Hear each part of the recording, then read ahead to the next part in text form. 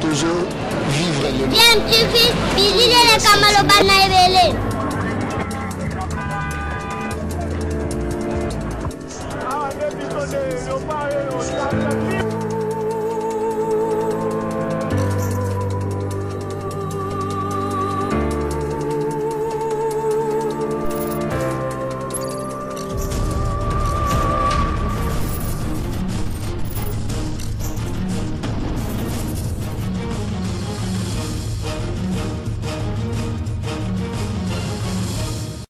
TV toujours en avant.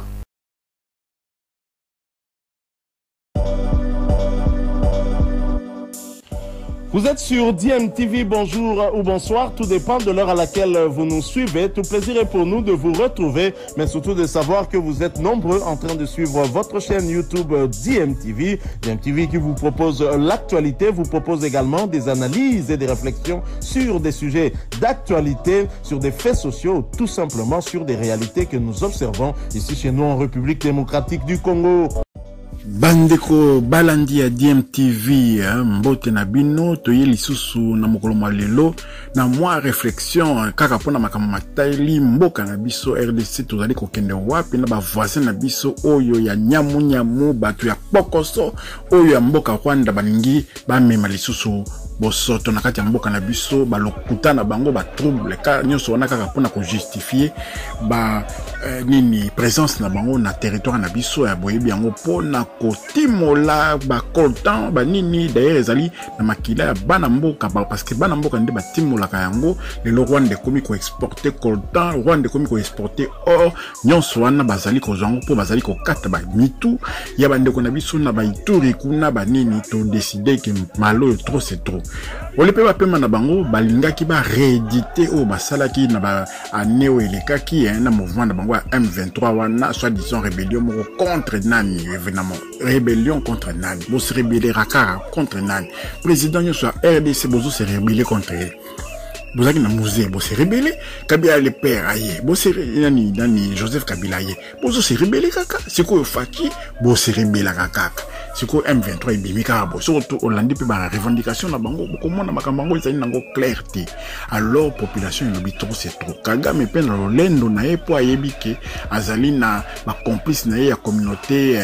internationale na sima na ye ba MONUSCO nyonso wana bazaka wana pona ko empêcher que to sala ye auto ntangi to sala parce que ba Congolais biso to l'équipe bango na nombre to l'équipe na bango na ebele to zali ebele surtout lobi to pesa mwana mboka moko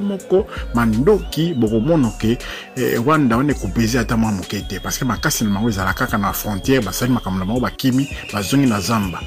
so bobiki ba kota na kati penza ya mboka la seule fois ba kota na kati ya mboka ezali tango bayaki na AFDL wana il faut tout ça là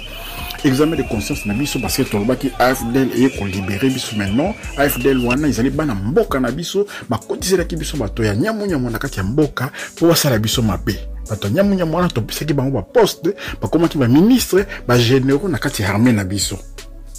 lelo musée to komisa héros national mais soki to lobi to zonga penza sima tout à la penza boye ye muta memela ki biso bato wana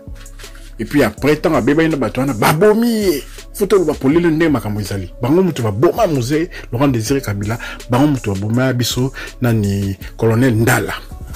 Donc mbaloyo trop c'est trop population ya Bukavu lingi kozela pour tout que Rwanda mettre en exécution projet na yoana o il faut landa ba FDLR to lembi ba FDLR na bango parce que ba Laurent Kunda wana biso to sengaki ba tindra biso ba extrader na RDC Rwanda protéger ki donc Rwanda des akmasima ba makambo wana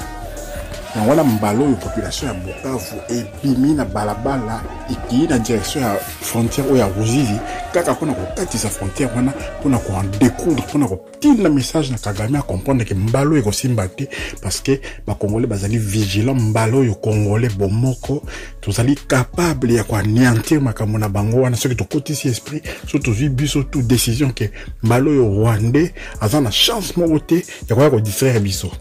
pe ba oba si ba kota ina kata mboka ba infiltrer wana ba koma déjà ko lenga derrière tozomona ba réaction na bango te réaction moko te tozomona ngo côté ya bato wana to ko sa sujet moko ya réflexion pe ndenge nini bato wana ya kala o batika ba ronde bakota bazo réagir te na makambo to moni ata message moko te allez le FARDC tomoni ata message moko te ya bato wana akala o ba ki na pouvoir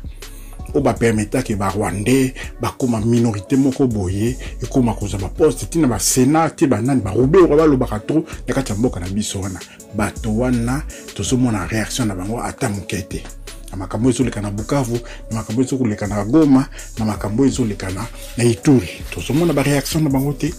bazali ko bouger te parce que bazali complice na ba agresseur na biso.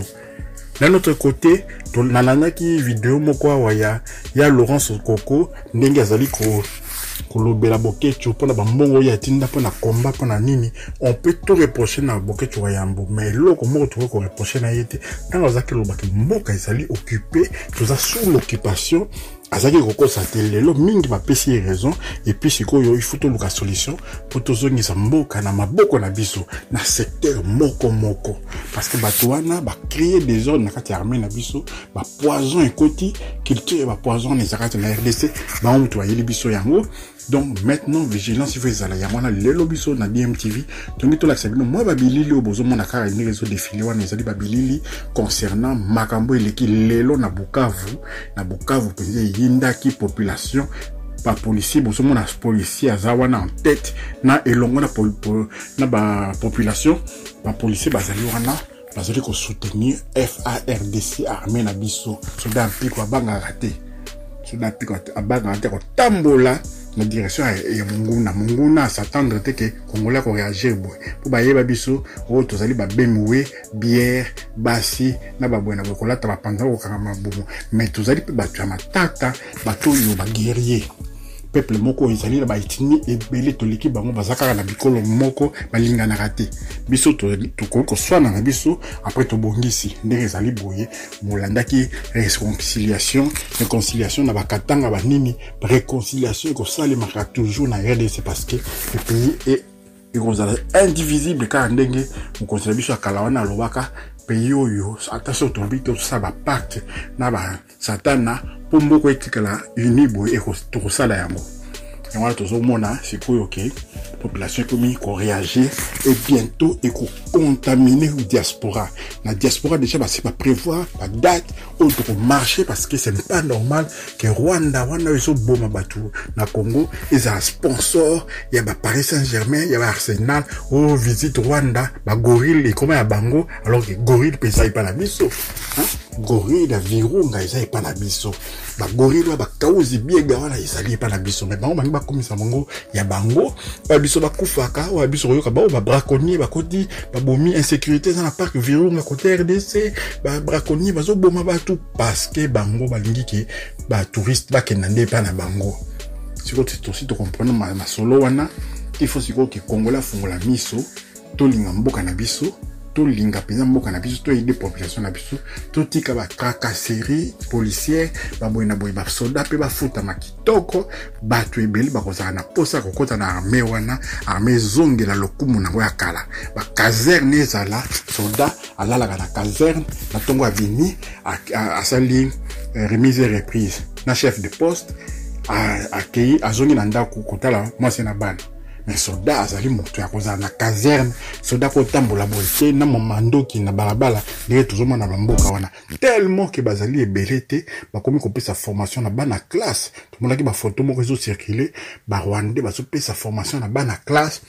pona komani ba mandoki bani c'est-à-dire que basali na bango ebelete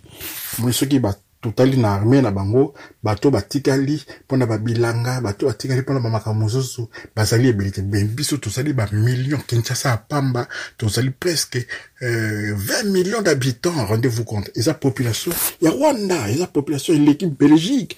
le nombre Kinshasa pamba. Merci à toi sur Bolandi réflexion oyo tu continue parce que tosali en mode